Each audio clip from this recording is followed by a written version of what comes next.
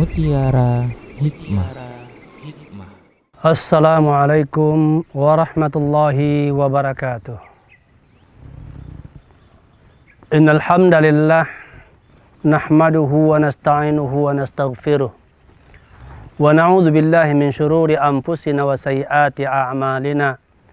May yahdihillahu fala mudhillalah wa may yudlil fala hadiyalah. Wa asyhadu an la ilaha illallah wahdahu la syarikalah wa asyhadu anna Muhammadan abduhu wa rasuluh alladzi la nabiyya ba'dah. Allahumma salli wa sallim ala nabiyyina Muhammadin wa ala alihi wa ashabihi ajma'in, amma ba'du. Para pemirsa Rasad TV yang dimuliakan Allah Subhanahu wa taala. Kali ini kita kembali di program Mutiara Hikmah dalam serial Ibadur Rahman. Salah satu karakter daripada Ibadur Rahman adalah berusaha untuk meninggalkan perkara-perkara yang sia-sia atau tidak berguna dalam rangka untuk mempertahankan dan menjaga kehormatan. Terkait dengan tema ini, kita bawakan satu hadis Rasulullah Sallallahu Alaihi Wasallam yang sudah masyhur di kalangan kaum muslimin, di mana Rasulullah bersabda dalam hadis yang bersumber dari Abu Hurairah radhiyallahu an, Nabi mengatakan, "Inna min husni islamil mar'i tarkuhu ma la ya'ni." Sesungguhnya di antara bagusnya, baiknya Islam seseorang adalah dengan meninggalkan apa-apa yang tidak bermanfaat baginya atau apa-apa yang tidak berguna baginya. Artinya, tidak berguna baginya adalah tidak mendatangkan maslahat kebaikan, baik itu untuk agamanya maupun untuk dunianya. Syekhul Islam Ibnu Taimiyah rahimahullah mengatakan bahwasanya barang siapa yang membatasi dirinya dengan perkara-perkara yang bermanfaat saja, maka dia akan selamat dari segala keburukan. Al-Imam Ibnu Rajab Al-Hambali rahimahullah mengatakan tentang hadis ini bahwasanya hadis Nabi ini adalah merupakan pondasi yang sangat agung terkait di dalam pembentukan adab akhlak seorang muslim,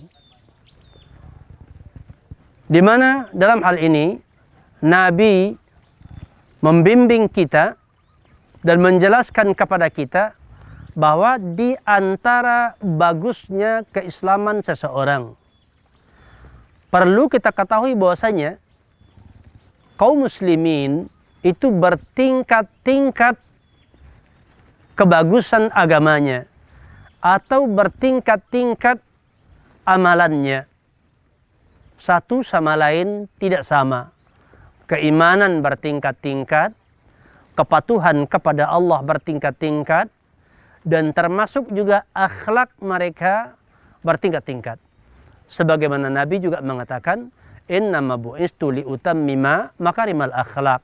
Hanya saja aku diutus adalah untuk memperbaiki akhlak. Di antara upaya untuk memperbaiki akhlak adalah dengan meninggalkan perkara-perkara yang tidak bermanfaat. Perkara-perkara yang tidak bermanfaat itu terkait dengan ucapan-ucapan, terkait dengan perbuatan-perbuatan, dan juga terkait dengan sikap batin atau sikap dalam hati seseorang. Syekh Shalih Munajid hafizahullah, beliau mengatakan bahwa hadis ini tidak hanya membatasi dari perkara tertentu saja, dari hal-hal yang dianggap tidak berguna, tapi dia meliputi berbagai perkara, meliputi masalah-masalah yang berkaitan dengan masalah akidah, meliputi juga yang berkaitan dengan masalah ibadah, meliputi juga berkaitan dengan masalah-masalah muamalah. Ada perkara-perkara yang tidak berguna.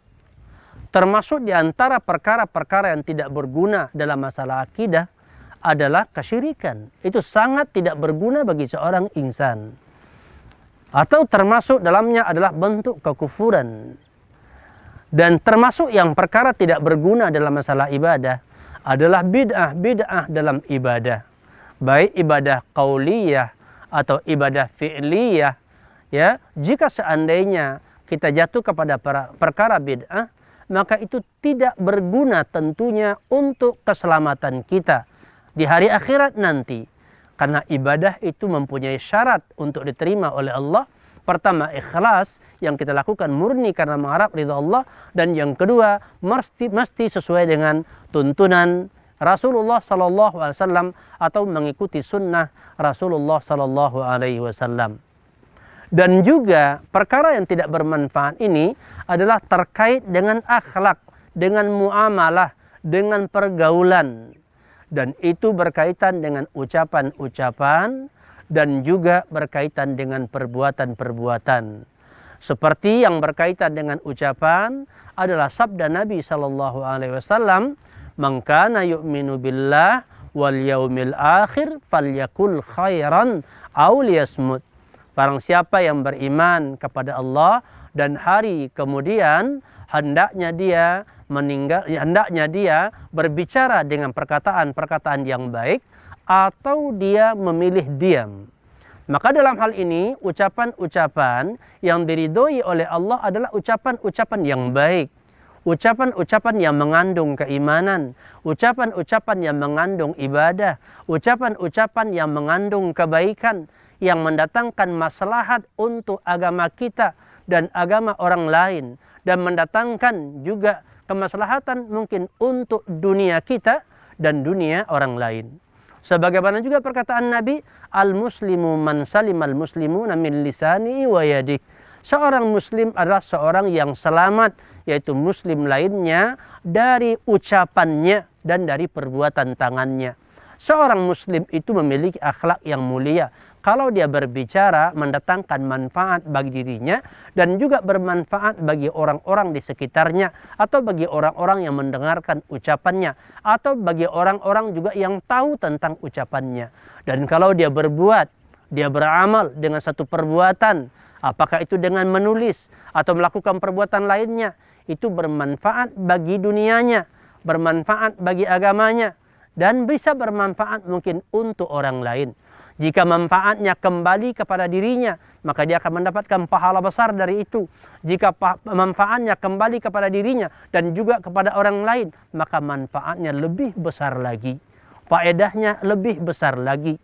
Dan dengan orang-orang menjaga dirinya dengan batas-batas yang baik, batas-batas yang berguna dari ucapan dan perbuatan, maka akan mengangkat derajatnya di sisi Allah Subhanahu wa Ta'ala, dan juga akan menjadikan dia dipandang baik di tengah-tengah kehidupan masyarakat. Dia akan dimuliakan di tengah-tengah masyarakat. Maka dengan itu dia akan mendapatkan kebahagiaan, dia akan mendapatkan ketentraman di dalam kehidupan dunia, dan Allah Subhanahu wa Ta'ala menjanjikan kepadanya balasan yang berlipat ganda nanti di akhirat. Sebagaimana firman Allah juga di surah An-Nahl ayat 97, Allah mengatakan yang artinya adalah barang siapa yang melakukan, yang melaksanakan perkara-perkara yang baik, amal-amal soleh, baik itu laki-laki maupun dia seorang wanita, sementara dia itu beriman, maka Allah menjanjikan kepadanya kehidupan yang baik. Dan para ulama menyebutkan yang dimaksudkan dengan hayatan thayyibah, kehidupan yang baik itu adalah di dalam kehidupan dunia. Dan kemudian Allah akan melipat gandakan pahalanya dari amal-amal yang dia kerjakan, yaitu dilipat gandakan oleh Allah, dan itu adalah dalam kehidupan akhirat. Allah akan memberikan imbalannya berlipat ganda dari setiap amal-amal yang kita lakukan. Maka oleh sebab itu, sebagai seorang muslim yang kita mengetahui bahwa keislaman seseorang berbeda-beda. Yang terbaik tentu adalah yang lebih sempurna keislamannya, yang lebih sempurna keimanannya. Maka dari itu, mari kita raih kehormatan dan kemuliaan di sisi Allah dan juga kehormatan dalam hidup ya di dunia ini dengan cara meningkatkan ketaatan kita kepada Allah dan membatasi amalan-amalan kita sesuai dengan tuntunan syariat, sesuai dengan petunjuk Allah dalam Al-Quranul Karim, sesuai dengan bimbingan Rasulullah SAW dalam hadis-hadis yang sahih, dan sesuai dengan bimbingan-bimbingan para ulama. Dan kalau seandainya kita mengikuti perkara-perkara yang baik di tengah masyarakat, yang dianggap baik oleh masyarakat, maka itu juga akan mengangkat derajat kita selama perkara yang dianggap baik oleh masyarakat itu adalah perkara yang tidak menyelisihi syariat ini. Mudah-mudahan dengan kajian pendek ini kita bisa mengambil faedahnya. Akhirul kalam, wabillahi taufiq wal hidayah. Wa sallallahu wasallam ala nabiyina Muhammadin wa ala alihi wa ashabi ajma'in. Walhamdulillahi rabbil alamin. Assalamualaikum warahmatullahi wabarakatuh.